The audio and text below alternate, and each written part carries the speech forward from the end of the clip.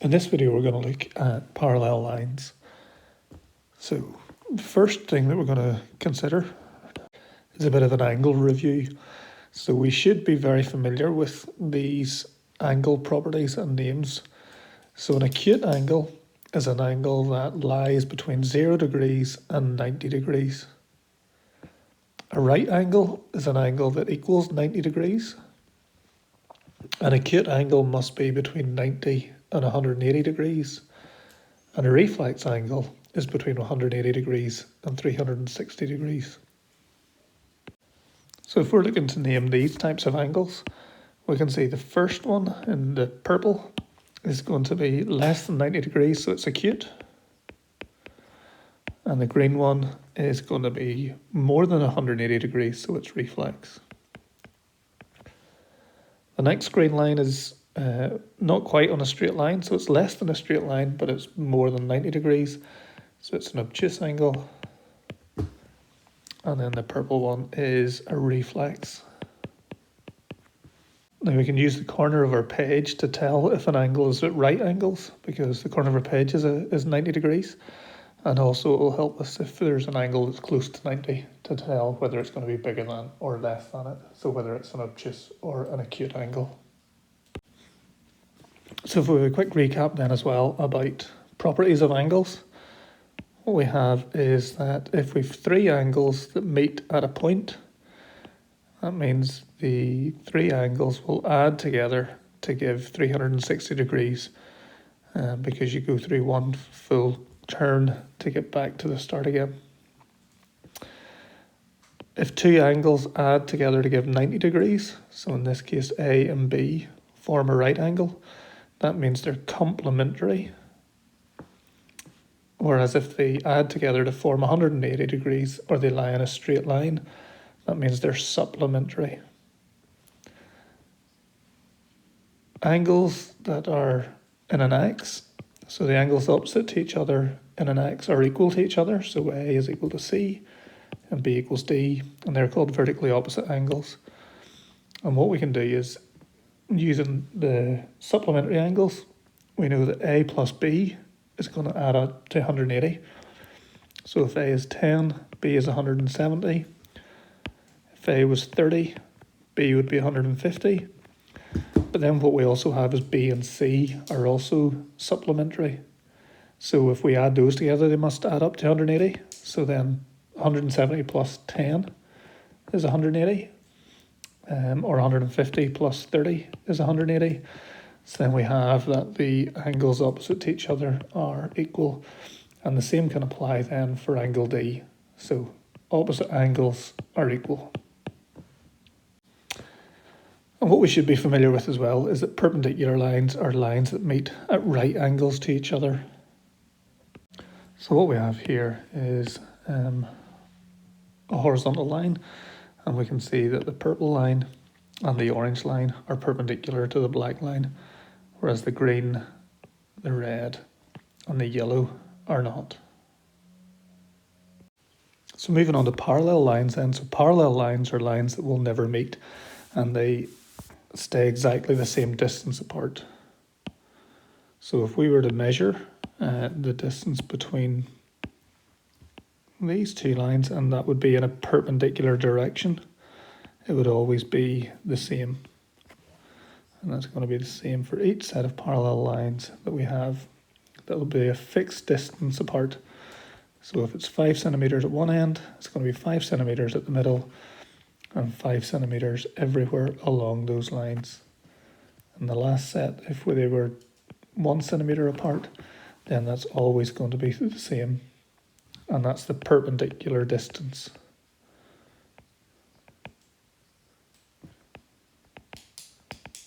So the perpendicular distance between parallel lines is a constant.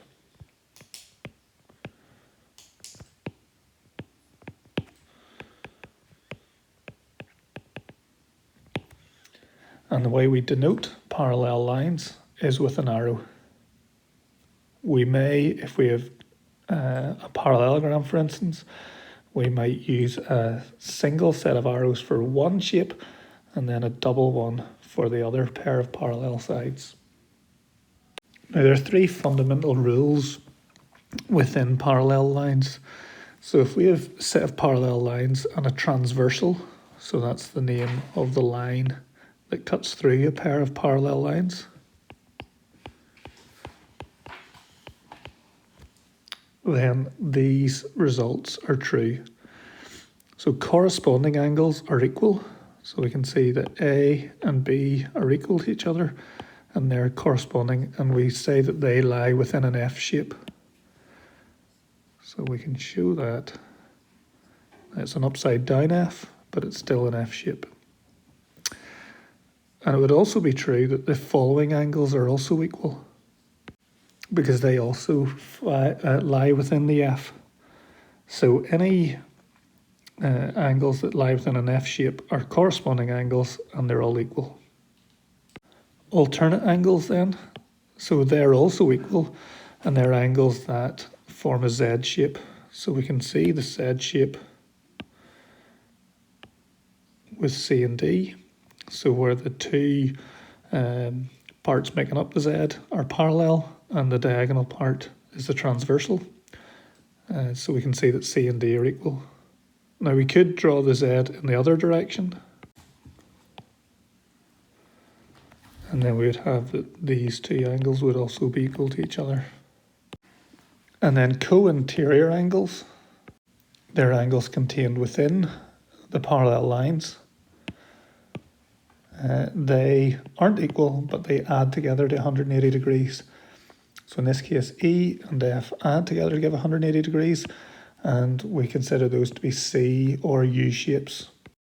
Again, then we could think about another C shape within that, and that would be on the other side of the transversal. And it would also be true then to say that these two angles would add together to give 180 degrees. So what we've got then is an F and a Z are equal,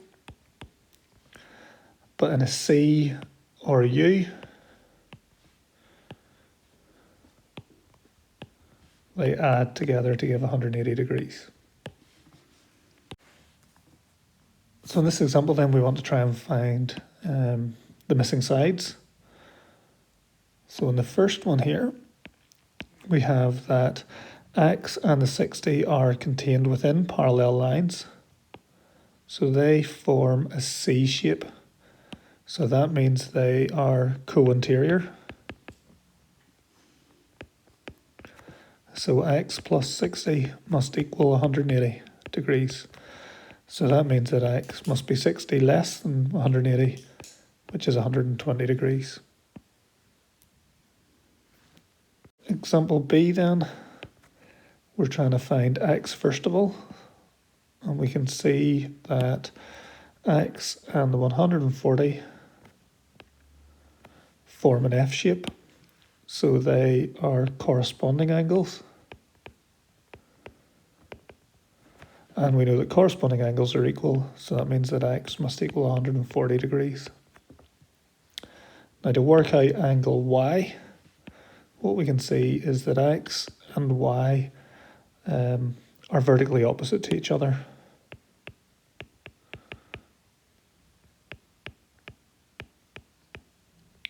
So that means that X must equal Y, so Y is also 140 degrees.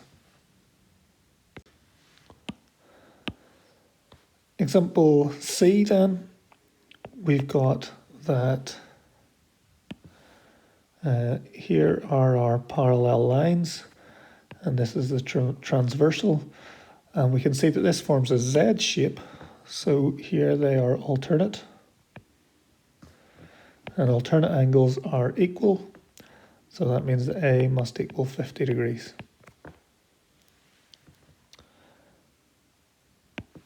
Example D, if we highlight our A and the 110, we can see that they are within the parallel lines, so that's in our co-interior angles,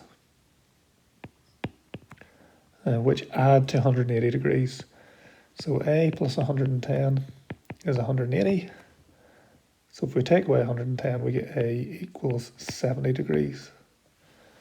And again, we have that A and B form an X. So that means they're vertically opposite to each other.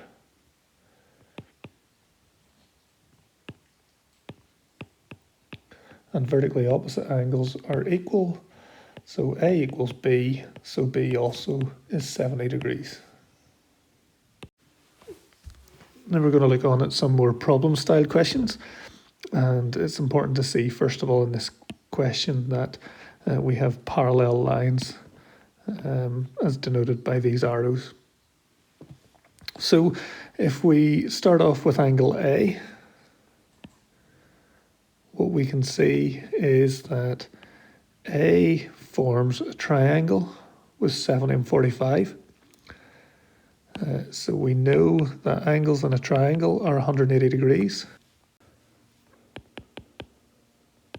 So that means that A plus 70 plus 45 is 180 degrees. So A plus 115 is 180 degrees. So A must be 115 from 180, which is 65 degrees. Now to get angles B, C, D and E, there's lots of different ways in which we can do that. So we can see that 70 and B are supplementary angles. They lie in a straight line. So that means that B plus 70 is 180. So B is going to be 110 degrees. To mix it up a bit, we can see that I've drawn an F because we've got two parallel lines, and we can see that 70 and D are corresponding angles. So that means that D must equal 70 degrees. We can also apply the same for E. So there's another F over here. So that means that E and 45 are also corresponding. So E is also 45 degrees. And then to work out angle C, C and E are co-interior.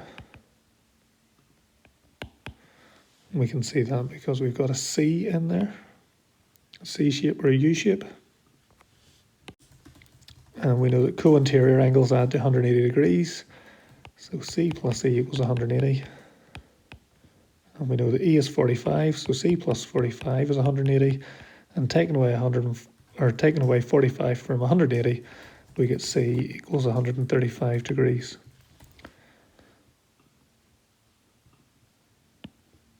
So we get A to be 65, B to be 110, C to 135, D to be 70, and E to be 45 degrees.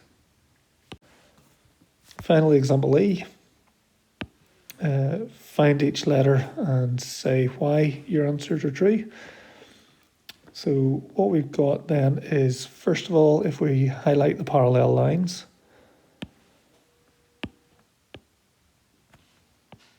then we've got a transversal going through those. So we can see we've got a Z shape.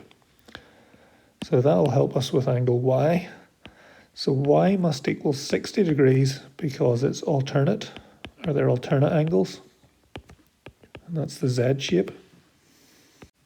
We can also find Z then, because 45 plus Y plus Z is 180 degrees, because angles in a triangle add to 180 degrees. We know that Z is 60, so 45, 60 plus Z equals 180 degrees. So that's 105 plus Z equals 180 degrees. So Z is 180, take away 105, which is 75 degrees. What we've got is Z plus 60 plus X lie in a straight line. So they must add up to 180 degrees.